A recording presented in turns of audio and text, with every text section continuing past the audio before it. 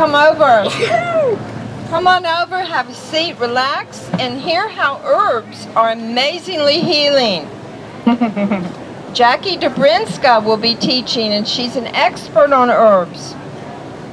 She's brought a display, and she'll teach about the healing benefits, how you can prevent disease and use herbs perhaps before you use a drug. So, herbs, Jackie, people used herbs before there were drugs, and many drugs stem from plants, don't they? A lot of them do. One classic example is aspirin. Comes from white willow, and you can still use white willow. It takes a little bit longer for it to start, but it lasts a long time, and it doesn't have a lot of the digestive side effects or long-term issues that can often happen when you take a lot of aspirin. So just for inflammation, pain, white willow is one of the sort of traditionals. Yeah, would you? 2, 4, 6, 8. Ready? A couple more? We're ready. There you go. Got it? Thank you. Here we go, folks. Here we go. Okay. Jackie, let me just say one thing. Okay. Also, if you stay around, we have Alexa and Josh are going to be teaching healthy cooking for children, and they're going to give us a special treat. So that's at 4, and they're organic horticulturists and wonderful counselors. At 4 o'clock, healthy cooking, plant-based cooking for children. Thank you. Dressed up for the occasion. All right, so I'll just get started. So my name's Jacquelyn Dobrinska, and I'm a wellness coach, which is kind of a vague term, but what I really do is I help people with a lot of chronic conditions. Western medicine's really good at emergency care. When we have really big things come up, broken legs, pharmaceuticals and surgery are important. They've saved lives. But there's a lot of people who are suffering from chronic conditions, digestive issues, insomnia. And our Western medical model, the tools they have don't necessarily work for some of those chronic conditions. So they're still throwing pharmaceuticals at it, even though the side effects are really intense, and it's not necessarily getting to the root of the problem. People are still complaining about IBS, even if they're taking pharmaceuticals for IBS. And so most of my work is with people who have insomnia, digestive health, poor immunity. I work with a lot of women going through menopause because we need a little bit of a different approach. And so I focus on sort of lifestyle medicine, like what are the habits that we live with that may be contributing to some of our issues. And a lot of that's rest and rejuvenation and diet and fitness. And one of the things that I rely heavily on is herbs. Herbs are super, super powerful and relatively safe on this range of least invasive to most invasive, least amount of side effects to most amount of side effects. Herbs are kind of down here. And it's because, in a lot of ways, our bodies evolved with plants. There's 500,000 plants, flowering plant species out there that we know of, right? That's a lot. About 4,000 of them are edible. So a lot of those, too much fiber for us to eat. And then there's a lot that are toxic as well. And so within that small range, we have sort of our foods down here, what we call tonics, things that are food you can take for a long time that are medicinal. What I call medicines, things that drive energy, that are starting to get up into, that's where they started to pull pharmaceuticals from. Started to look at those plants and see, ooh, that white willow helps with inflammation. If we really focus on this one part of it and extract it, we can basically come up with aspirin. Excuse me. It's what a lot of pharmaceuticals are derived from. And then you have up here, towards the toxic plants, there's something that we actually can use those as medicine. They're called low-dose botanicals. And we take just a little bit. And digitalis, what people use for heart attacks and heart disease, often it was derived from foxglove, which as herbalists we don't use because it can kill you. But really, really skillful herbalists know how to use that. So I work with a lot of people with herbs, especially for chronic conditions. And how many of you have worked with herbs in the past? Yeah, nice. Have you had good results-ish? How many of you stood in the health and beauty aisle of your health food store and just felt kind of confused with herbs? Yeah, right? So one of the things that I love is to help make herbs accessible, because I'm going to give you just a little bit of history of why that is. So pharmaceuticals, it takes about $2.6 billion to bring one pharmaceutical to market with all the research and development. Only about 2% of the things that they're researching actually come to market. So they patent it, and they can charge a lot for it. Herbs are known as the people's medicine. So it used to be that all of us back, 100, 200 years ago, everybody knew a little bit of something about plants, about herbs. When I was researching this to write a grant about this place called the Lord's Acre, one of the things I found out was that a lot of low-income families don't have pots and pans anymore. They're losing the ability to cook. Everything's microwaved, or we buy it already made. And so that's sort of what happened. Like, go take that same sort of thing and go back. We sort of lost the ability to work with herbs in a lot of ways. And so now we have these pharmaceutical companies who are spending all this money to prove that something is relatively safe, depending if you think all those disclaimers at the end of the commercial are safe, right? And then they turned their eyes to herbs, this like people's medicine, and said, well, you're not going to be able to spend $2.6 billion to prove that an herb is safe, because you can go into your backyard and pick it, so we can't patent it and charge a lot of money. And so what they did instead is say that the FDA said the onus is on us. It's up to us to prove that an herb is not safe. But the trade-off is that you can't say disease states. So you can't say an herb is helpful for colds or flus or arthritis or PMS or menopause or, GERD or IBS. All you can speak of is in terms of structures and functions. So it helps the immune system. What does that mean? Like, helps the circulatory system. Like, is that for heart health? Like, I don't know. So that's why when you stand in the health and beauty aisle, you're like, I don't know what any of this is for, because they can't really tell you. So it's this disconnect from this sort of birthright we had to know about plants. Okay, so I'm going to talk way too much, I can tell already. So let's back it up a second and talk about what are some of the things that you, like, is anyone here suffering from digestive issues, like chronic digestive issues? Yeah, it's a big one for people. What about sleep issues? More than half of Americans can't sleep real well. Yeah. What about, like, low immunity at all? Yeah, so depression, anxiety, right, all of the menopause, Just PMS, check them all. You got I'm just PMS. gonna give you a little bit of love. So, herbs can be really, really helpful. And so in that spectrum of plants, we have sort of the foods down here, and herbs we often think of as like this other. And I want to show that herbs are not other. So we have food, right? This thing of food. And there's some herbs, quote unquote herbs, that live in food. So I think of burdock root. Burdock root, if you know burdock, it's often thought of as a weed, and it's got the little burrs on it. Your dog gets all tangled up with these burrs, and most of us hate burdock. But the root, especially the first year root, because it's a biennial, is fabulous to clear the liver, clear the liver. It's a really helpful ally for women who are going through menopause, because often those first couple of years, the hormones are fluctuating all over the place, and the liver has to process them, and if it's kind of clogged up, it shows up as symptoms. And so if we take burdock, it helps move that through. But it's also a really fabulous root for Chinese and Japanese cuisine. So it's a food, and it's also this really nourishing tonic. And then you move up and you think of these kind of herbs that are put with food, and most of us don't think of them as herbs because we call them spices.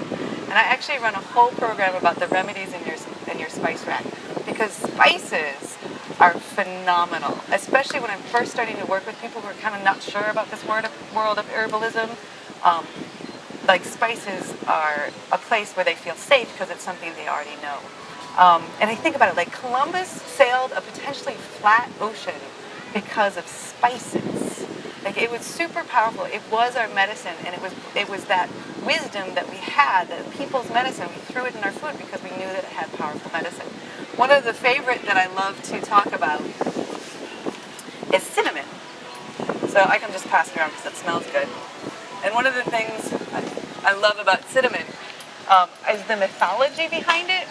So it was worth 1 pound of cinnamon in the like 900s was worth about 10 months' wages. Cinnamon lives in your spice rack, right? 10 months' wages for a pound of cinnamon.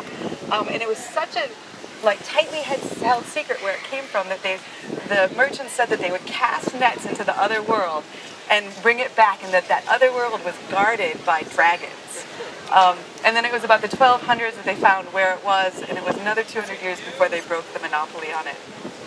It was the Dutch that finally broke the monopoly on it, and they said that you could smell it from 8 leagues out, which is about 24-ish miles. And so it's this tiny little spice, right, that we take for granted, throw it on our oatmeal, you know, like whatever, it makes things taste good. But cinnamon is a really powerful preservative. So before refrigeration, that was an important thing. Really helpful digestive aid. So it helps with gas, it helps with vomiting, it helps with diarrhea. It's also, if you get a cut, if you're in the kitchen and you're slicing things up and you get a little cut, you put some cinnamon on it, and it's called a styptic, it stops bleeding. So that will also work internally. I also, part of where I'm coming from is Ayurveda, which is like Indian medicine. There's traditional Chinese medicine, and then there's Indian medicine. And in Ayurveda, they say the seat of health comes from good digestion, and they call that Agni. And cinnamon is fabulous for stimulating Agni, which clears out toxins, and when we have that good digestive fire, we can, like all of our health, our vitality, our mood, our immunity is all improved. So cinnamon is just this like fabulous thing. They've also been, Western science has been looking at it to lower cholesterol. So it even is being shown sort of by the Western model that, wow, this simple little spice in our cupboard has really powerful benefits. So there's a couple others that I just want to talk about because they're so amazing that they live in our spice rack. One is nutmeg. Nutmeg, for people who have any sort of insomnia issue, there's lots of different reasons that we can't sleep. There's sleep onset, there's sleep maintenance, there's hormonal, there's blood sugar, there's so many things to consider. But for short-term insomnia, what I'll send most people to do is go into your spice rack and grate up a quarter to a half a teaspoon of nutmeg. And for most people, about 99% of the time, for short-term use, it'll help them fall asleep. Powerful sedative. In fact, if you take too much, you can go on a 3-day trip, which apparently is not very pleasant because it's psychoactive. So make sure you just take a little bit if you're not being able to sleep. And it's not going to address the root cause of your insomnia, but it will at least sort of take that edge off. Like simple things that live in the spice rack. How do you take it? So if you get the nut, see what and grate a quarter to a half a teaspoon in milk, or because it's it's not the like warm milk or something. It's really nice. So the fats help to slow down the absorption. So nutmeg, cinnamon, like turmeric, a huge anti-inflammatory. So these are just like simple, easy ways that, and the powerful medicine that already we have at our disposal. So those are kind of one group of, we've got the food, we've got the sort of things we call spices, and then there's all of these things, like there's a kind of herbalism that really works with exotic plants. They're bringing them over from India and China, and that's not the kind of herbalism that I am drawn to. I like to go into my backyard because there's so much powerful medicine there. A lot of them we consider weeds. Dandelion is a fabulous medicinal that most people are trying to get out of their yards, right? But it was such a powerful medicine that our ancestors, it was one of the first, our ancestors, Western European people that came over, it was one of the first crops that were planted here because they got here, it was like, there's no dandelion. Like it's such an important part of their health and healing. So it's dent de lion is what the French call it because the leaf looks like the tooth of a lion. They also call it pee en lit, which is piss in the bed, because it's a diuretic. It will make you pee a lot. But it's a great diuretic in the fact that it'll make you pee a lot, but you don't lose potassium, which is really unusual for So that helps with cardiovascular health, high blood pressure. That's one of the things that it can be useful for. Also a really great liver tonic, yeah. How do you take that? So you can take it as a tincture. Tinctures are just alcohol extracts of plants, and it stores for a long time. So like this is a fresh plant that's going to store in my refrigerator for a week. If I dry it, the medicine that lives in it will last for about 6 months, especially, you know, the more it's exposed to light and air, the quicker the medicine kind of evaporates. If I want to keep it around for a couple years, I'll put it in alcohol and steep it for about 6 weeks and then strain it. And then it stores the medicine. So that's what a tincture is. It's just the medicinal components extracted out and stored. So you can take it as a tincture, something like this. Red Moon Herbs is a great company, local company. This is actually burdock, dandelion, and yellow dock, all weeds, but really fabulous liver tonics. You can also get it, because I take a lot of herbs, and that's just way too much alcohol to put in my system every day, I often work with bulk herbs. So something like this, and I might boil it for 15 minutes. I order it, or you can get it at the co-op. Boil it covered for 15 minutes, and this is really important, that whenever you're working with herbs, a lot of the medicinal components live in the volatile oils, and the volatile oils can evaporate. So even if you're working with a tea bag, and teas, it's interesting. So while this company cannot tell you, cannot talk about disease states, a tea company can, because they fall under foods. But what's interesting is the medicine that's in a tea bag is you don't know how old it is, so probably most of the medicine is evaporated. And usually the tea, the herbs that they use are like the dregs at the bottom. So and you also will need about 3 to 4 bags in a cup covered for 5 to 15 minutes to make a medicinal dose. So it's sort of this weird thing, like advertising health states that they're not actually delivering because of the form and the amount. But then you go to your herb section and they can't tell you what it's for. So it's a sort of interesting thing that's going on. So in worst case scenarios, and I have nothing handy, nothing in my spice rack, I'll go to a tea bag and put 3 or 4 in a mug and cover it up and drink it that way. Did that answer your question? Ish. There's lots of different ways to take it. You know, boiled, covered, or tincture form.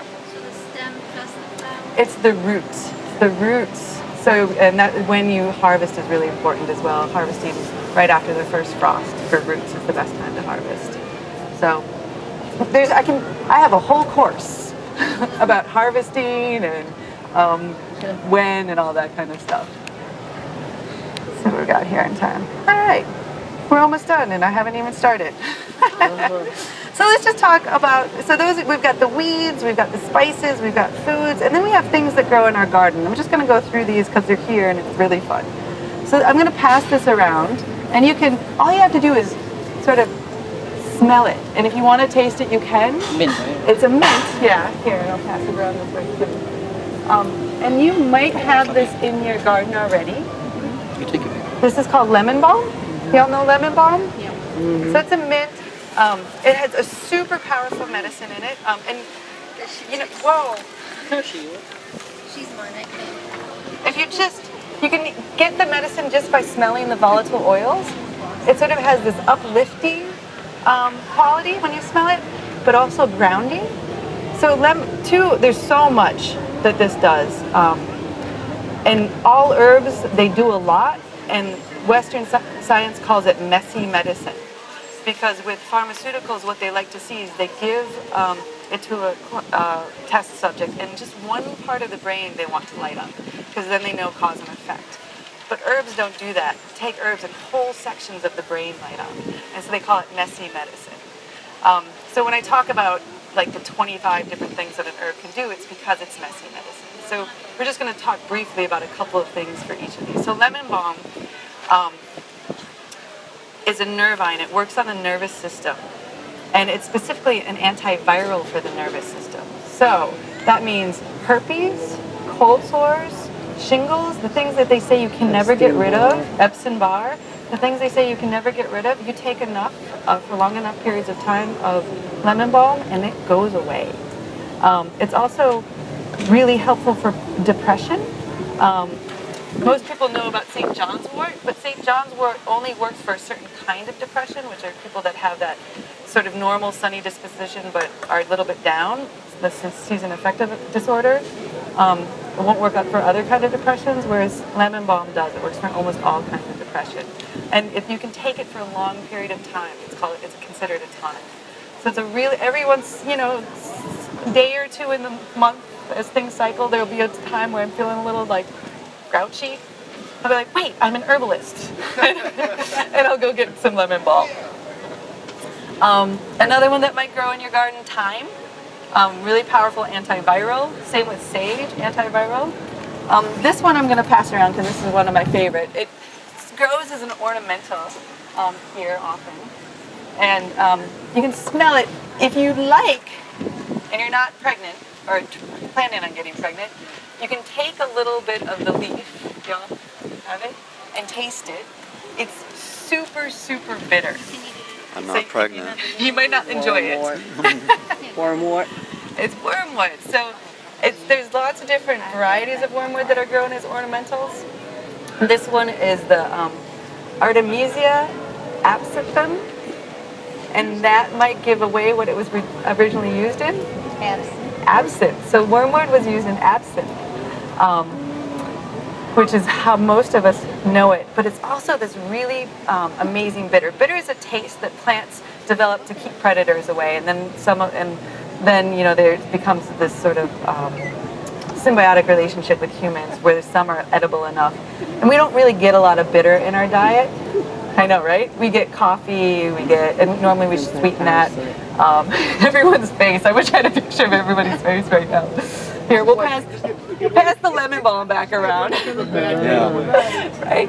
So bitters, so we don't get a lot of bitter. It's really helpful if you're having sweet cravings. Bitter is often what your body really wants. So you eat a little bit of bitter, and it takes the sweet cravings away. And what bitters are really great for is digestion. So our culture has this terrible, so many people come with terrible digestion, just really significant digestive issues. And bitters, what they do is they tonify the whole digestive system. And so there's these great mythology around, or history around bitters, that Mithridates, who was an Egyptian king, and all of the, back then everybody was poisoning everybody. That's why they had all the food tasters, right? And so he took his physician out into the woods for 7 years, and all he did was eat bitters so that he couldn't die. And the story goes that he came back and he conquered all sorts of lands and then lost all these lands and was about to be captured. And so what they did back then is they would, I forget what they call it, but they would just take a bunch of poison and the whole family. And so he gave his whole family poison and poisoned himself, and he didn't die because he had been eating bitters.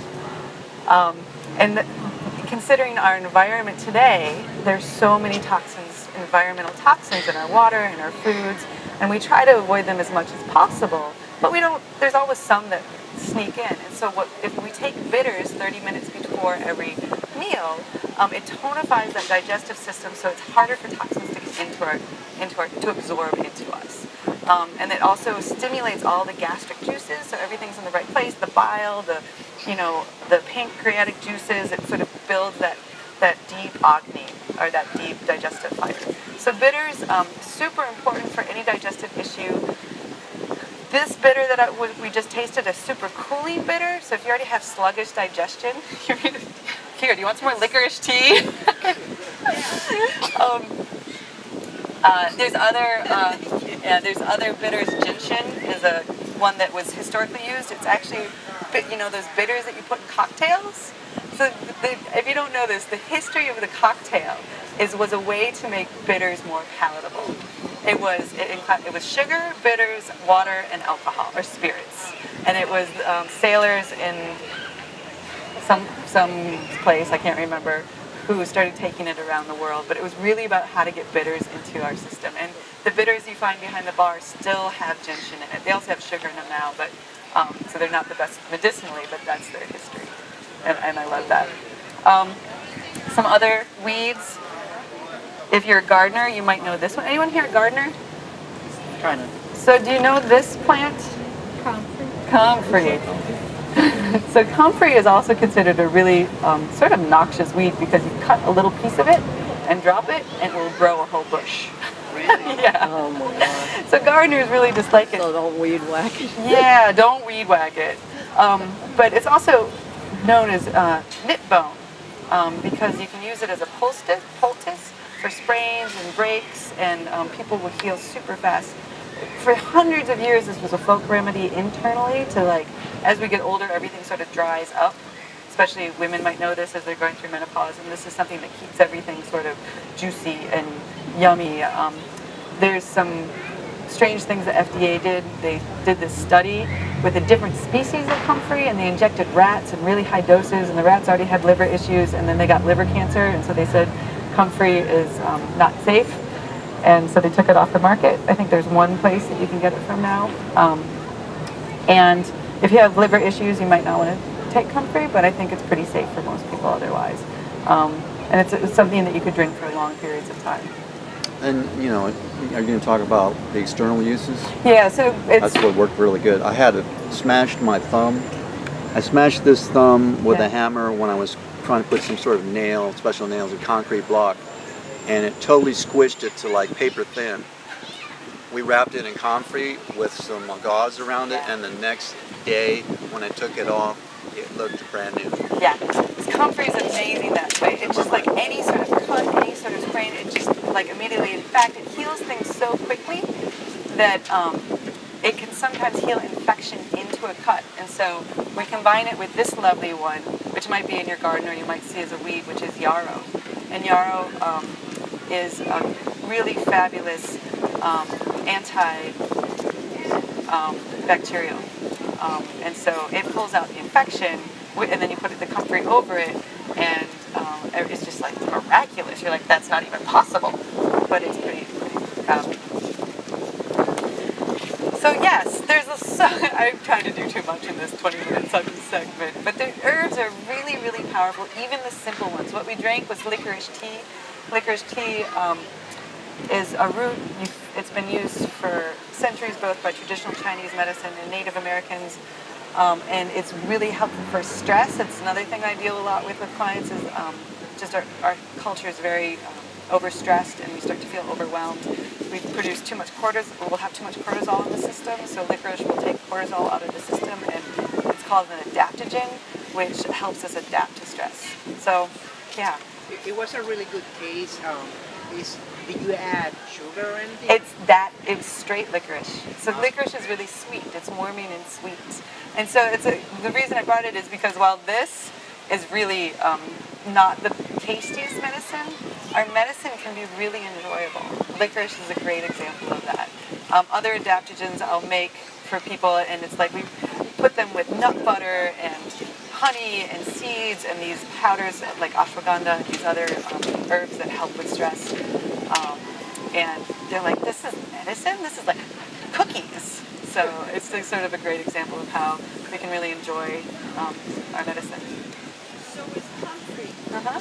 special for you, do you need to rinse the peach? You can just, sometimes one of the ways to do it is pour boiling water over it for 5 minutes and then pull it out of the boiling water. You can, if that's not handy, you just pound it up a little bit. Yeah. You just wrap the leaf right around. Nothing. All I did is I took licorice. I got some licorice. You can get this at the co-op. Talk to me and we can get you some. And then I put it with water and simmered it for about 15 minutes to half an hour, and then strained it. It's just water and licorice, and you can drink too much licorice. It can start to. I had one student. She's like, I always send them home with a plan. Like, what's your plan? We just learned way too much information. What are the 3 things you're going to do when you go home for the next 6 weeks or whatever? And one woman was like, I'm going to drink licorice. And she came back like, I got all puffy. Like, you drank too much. Puffy means? She started to retain water. Yeah.